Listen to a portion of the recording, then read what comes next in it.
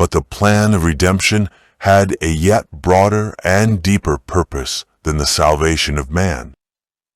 It was not for this alone that Christ came to the earth. It was not merely that the inhabitants of this little world might regard the law of God as it should be regarded, but it was to vindicate the character of God before the universe.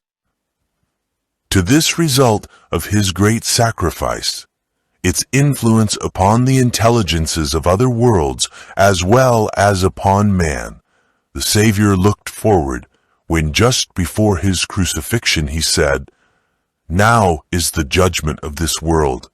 Now shall the prince of this world be cast out.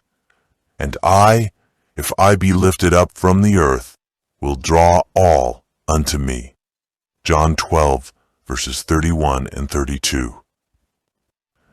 The act of Christ in dying for the salvation of man would not only make heaven accessible to men, but before all the universe it would justify God and his Son in their dealing with the rebellion of Satan. It would establish the perpetuity of the law of God and would reveal the nature and the results of sin. From the first, the great controversy had been upon the law of God.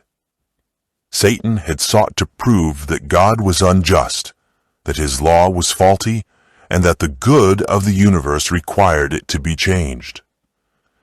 In attacking the law, he aimed to overthrow the authority of its author. In the controversy, it was to be shown whether the divine statutes were defective and subject to change, or perfect and immutable. When Satan was thrust out of heaven, he determined to make the earth his kingdom. When he tempted and overcame Adam and Eve, he thought that he had gained possession of this world, because, said he, they have chosen me as their ruler. He claimed that it was impossible that forgiveness should be granted to the sinner, and therefore the fallen race were his rightful subjects, and the world was his. But God gave his own dear Son, one equal with himself, to bear the penalty of transgression, and thus he provided a way by which they might be restored to his favor and brought back to their Eden home.